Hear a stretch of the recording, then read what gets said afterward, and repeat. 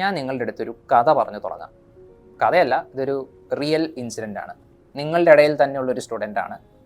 കുറച്ച് ദിവസങ്ങൾക്ക് മുമ്പ് he came to me and said that ഞാനിവിടെ ടെസ്റ്റ് സീരീസ് എഴുതിയിട്ട് ഞാൻ പല ടെസ്റ്റുകളിലും മാർക്ക് എനിക്ക് കുറവാണ്. പല ടെസ്റ്റിനും ഓൾമോസ്റ്റ് എല്ലാ ടെസ്റ്റുകൾക്കും അവന് മാർക്ക് കുറവാണ്. എപ്പോഴും ഒരു 30-40 റേഞ്ചിലൊക്കെ മാർക്ക് വരുന്നുള്ളൂ. അവൻ പറഞ്ഞത് അവൻ യൂട്യൂബിലൊക്കെ കയറിയിട്ട് ഇങ്ങനെ പല ആളുകൾ പ്രിലിംസ് ക്രാക്ക് ചെയ്യേണ്ട മെത്തേഡ്സ്, ടിപ്സ്, ട്രിക്സ്, ഇതൊക്കെ ആ വീഡിയോസൊക്കെ കണ്ടിട്ട് ഇതെല്ലാം അവൻ ടെസ്റ്റ് സീരീസിന് അപ്ലൈ ചെയ്ത് നോക്കുന്നുണ്ട്. പക്ഷേ ഇതൊക്കെ അപ്ലൈ ചെയ്തിട്ടും ശരിയാവുന്നില്ല, അവൻ്റെ മാർക്ക് കൂടുന്നില്ല. എന്തുകൊണ്ടായിരിക്കും ശരിയാവാതെ? നിങ്ങളിൽ പല ആളുകളും ഇതുപോലത്തെ വീഡിയോസൊക്കെ കണ്ടിട്ട് പ്രിലിംസ് ടെസ്റ്റ് സീരീസിന് ഇതൊക്കെ ഒന്ന് അപ്ലൈ ചെയ്ത് നോക്കിയിട്ടുണ്ടാവും. ചില ക്വസ്റ്റ്യൻസിലൊക്കെ വർക്ക് ചെയ്യുന്നുണ്ട്. എന്നാലും നിങ്ങൾ പ്രതീക്ഷിക്കുന്ന പോലെയുള്ളൊരു ചേഞ്ച് ടെസ്റ്റ് സീരീസിന് വരുന്നില്ല. മാർക്ക് ഒരുപാട് ഡ്രാസ്റ്റിക് ആയിട്ട് ഇമ്പ്രൂവ്മെൻറ്റും കാണിക്കുന്നില്ല. എന്തുകൊണ്ടായി? അതാണ് ഫസ്റ്റ് ചോദ്യം. ഓക്കെ, ഇനി പ്രിലിംസ് എഴുതുന്ന ആസ്പിരൻസിൻ്റെ അകത്ത് 3 ടൈപ്പ് ഓഫ് ആസ്പിരൻസ് ഉണ്ട്. The first one is of course prelims clear ചെയ്യുന്ന ആസ്പിരൻസ്. ഓക്കെ, എപ്പോഴും സ്ഥിരമായിട്ട് പ്രിലിംസ് ക്ലിയർ ചെയ്യുന്ന ആസ്പിരൻസ് ഉണ്ട്. ഓക്കെ, ഇനി രണ്ടാമതൊരു കാറ്റഗറി ഓഫ് ആസ്പിരൻസ് ആണ് തോൽക്കുന്ന ആസ്പിരൻസ്. ഈ തോൽക്കുന്ന ആസ്പിരൻസിൻ്റെ 2 ടൈപ്പ് ഓഫ് ആളുകളുണ്ട്.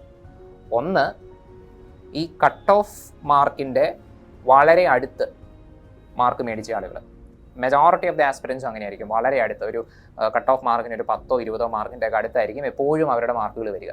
ഇനി വേറൊരു ഗ്രൂപ്പ് ഓഫ് ആസ്പിരൻസ് ഉണ്ട്, അവരുടെ മാർക്ക് വളരെ കുറവായിരിക്കും. അത് 200-ൽ 50-ൽ താഴെയൊക്കെ മാർക്ക് സ്ഥിരമായിട്ട് മേടിക്കുന്നവരുണ്ടാവും. ഓക്കെ, നമ്മുടെ ഫോക്കസ് ഏരിയ എന്ന് പറയുന്നത് ഈ പ്രിലിംസ് പാസ്സാവാത്ത ഈ 2 ടൈപ്പ് ഓഫ് ആസ്പിരൻസിനാണ്. അപ്പം ഞാൻ നിങ്ങളുടെ അടുത്ത് നിങ്ങൾ ടെസ്റ്റ് സീരീസ് ചെയ്തിട്ട് മെൻറ്റർഷിപ്പിന് വരുമ്പോൾ നിങ്ങളെ ഈ 2 കാറ്റഗറിയിലാണ് ഞാൻ പെടുത്താറ്. അതായത് സ്ഥിരമായിട്ട് ടെസ്റ്റ് സീരീസിന് 50-ൽ താഴെ മാർക്ക് മേടിക്കുന്ന ആളുകളുടെ പ്രൈമറി ഇഷ്യൂ എന്തായിരിക്കും? The lack content. കണ്ടൻറ്റകത്ത് ക്ലാരിറ്റി ഇല്ലാത്തത് കൊണ്ടാണ് അവർക്ക് മാർക്ക് കുറവ് കിട്ടുന്നത്. ഓക്കെ, അവരുടെ the first thing that they should do is content നന്നായിട്ട് പഠിക്കുക, ക്ലാരിറ്റിയോടുകൂടി പഠിക്കുക, കോൺസെപ്ച്വൽ ക്ലാരിറ്റി ഉണ്ടാക്കുക. വെറുതെ പുസ്തകം നോക്കി വായിച്ചുകൊണ്ടിരുന്നിട്ട് കാര്യമില്ല. പുസ്തകം നോക്കി വെറുതെ വായിച്ചിട്ട് എന്താ കാര്യം? അത് നിങ്ങൾക്ക് അപ്ലൈ ചെയ്യാൻ പറ്റില്ല. സാധനം മനസ്സിലായാലേ ഒരു ടെസ്റ്റ് സീരീസിൻ്റെ ഒരു ക്വസ്റ്റ്യനിലേക്ക് നിങ്ങൾക്ക് അത് പ്രാക്ടിക്കലി അപ്ലൈ ചെയ്യാൻ പറ്റുള്ളൂ. അപ്പോൾ കോൺസെപ്ച്വൽ ക്ലാരിറ്റി ഉണ്ടാക്കുക എന്നുള്ളതാണ് ഈ കാറ്റഗറിയിൽ വരുന്ന ആസ്പിരൻസിൻ്റെ ഫസ്റ്റ് തിങ്.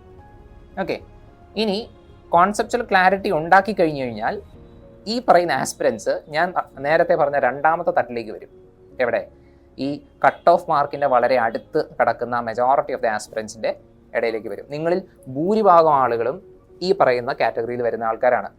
നിങ്ങളാണ് എപ്പോഴും ഈ ടിപ്സ് ആൻഡ് ട്രിക്സ് വെച്ച് ക്വസ്റ്റ്യൻസ് ക്രാക്ക് ചെയ്യാൻ നോക്കുന്നത്. ഇപ്പോഴാണെങ്കിൽ പ്രിലിംസിൻ്റെ സമയമായതുകൊണ്ട് യൂട്യൂബിൽ ഇഷ്ടം പോലെ വീഡിയോസ് ഇറങ്ങുന്നുണ്ടാവും. അതായത് പ്രിലിംസ് പാസ്സാവാനുള്ള നിയമങ്ങൾ എന്തൊക്കെ, പ്രിലിംസ് പാസ്സാവാനുള്ള മെത്തേഡ്സ് ഏതൊക്കെ ടൈപ്പ് ഓഫ് ട്രിക്സ് നമുക്ക് പ്രിലിംസിന് യൂസ് ചെയ്യാം, ഇങ്ങനത്തെ കുറേ വീഡിയോസ് ഇറങ്ങും. നിങ്ങളിതെല്ലാവരും കാണും, ടെസ്റ്റ് സീരീസിന് അപ്ലൈ ചെയ്ത് നോക്കും, എന്നിട്ടും നോ ചേഞ്ച്. കാരണം എന്താ? നിങ്ങളെല്ലാവരും ലോജിക് എന്ന് വിചാരിച്ച് വെച്ചിരിക്കുന്നത് ഈ ടിപ്സ് ആൻഡ് ട്രിക്സ് ആണ്. ലോജിക് എന്ന് പറഞ്ഞാൽ ഒരിക്കലും അതല്ല. I'm again saying that logic is not tips and tricks. Logic എന്ന് പറഞ്ഞാൽ നിങ്ങൾ ഒരു ക്വസ്റ്റ്യനെ ക്രാക്ക് ചെയ്യാൻ ഉപയോഗിക്കുന്ന ദ തോട്ട് പ്രോസസ്. ആ തോട്ട് പ്രോസസ്സാണ് നിങ്ങളുടെ ലോജിക്. ഓക്കെ, ആ തോട്ട് പ്രോസസ്സ് എന്തിനെ ഡിപ്പെൻഡ് ചെയ്താണ് ഇരിക്കുന്നത്? നിങ്ങളുടെ നോളജ് ആൻഡ് നിങ്ങളുടെ ലൈഫ് എക്സ്പീരിയൻസ്. നിങ്ങൾ കണ്ടതും കേട്ടതുമായിട്ടുള്ള പല കാര്യങ്ങൾ നിങ്ങൾ ആ ക്വസ്റ്റ്യനിലേക്ക് അപ്ലൈ ചെയ്ത് നോക്കുമ്പോൾ വർക്കൗട്ട് ആവുന്ന ഒരു സംഭവമാണ് ലോജിക്. ആൻഡ് ഞാൻ എപ്പോഴും പറയുന്നൊരു കാര്യമുണ്ട്, നിങ്ങൾ പല ആളുകൾ ഇതുപോലെ സാർ എൻ്റെ ലോജിക് ഒന്നും വർക്ക് ചെയ്യുന്നില്ല, ഞാൻ ശ്രമിച്ചിട്ട് നടക്കുന്നില്ല എന്നും പറഞ്ഞ് എൻ്റെ അടുത്ത് പല ആളുകളും വന്നിട്ടുണ്ട്. ഇപ്പം ഞാൻ നേരത്തെ കഥ പറഞ്ഞു തുടങ്ങിയ ആ ആസ്പിരൻ്റ് അടക്കം ഇപ്പോൾ ലാസ്റ്റ് 2-3 വീക്സിൻ്റെ ഇടയിൽ ഇങ്ങനെ ഒരു 5-6 പേര് എൻ്റെ അടുത്ത് വന്നു, സാർ എൻ്റെ ലോജിക് വർക്ക് ചെയ്യുന്നില്ല. ഈ 5-6 പേരുടെ അടുത്തും ഞാനൊരു മെത്തേഡ് പറഞ്ഞു കൊടുത്തു. ഓക്കെ, മെത്തേഡ് പറഞ്ഞു കൊടുത്തിട്ട് ഇതൊന്ന് അപ്ലൈ ചെയ്യാൻ പറഞ്ഞു. എന്നിട്ട് അവിടെ അടുത്ത ടെസ്റ്റ് എഴുതിയപ്പോൾ അവർ കോൺഷ്യസ്ലി ആ മെത്തേഡ് ഒന്ന് ട്രൈ ചെയ്ത് നോക്കി. മെത്തേഡ് എന്നല്ല, അതൊരു ടിപ്സ് ആൻഡ് ട്രിക്സ് അല്ല, അത് the right way to approach prelims ആണ്. അപ്പോൾ ആ മെത്തേഡ് അപ്ലൈ ചെയ്തിട്ട് 30-ൽ കടന്നയാൾ 80 മാർക്സ് മേടിച്ചു. ഓക്കെ, സ്ഥിരമായിട്ട് 70-80 മാർക്സ് മേടിച്ചുകൊണ്ടിരുന്നയാൾ 150-160 മാർക്സ് മേടിച്ചു. 60 മാർക്സ് മേടിച്ചുകൊണ്ടിരുന്നയാൾ 120 മാർക്സ് മേടിച്ചു. അതെങ്ങനെയാണ് സംഭവിച്ചത്? കാരണം ഇപ്പോഴാണ് അവർ ലോജിക് എന്താണെന്ന് കറക്റ്റായിട്ട് മനസ്സിലാക്കിയത്.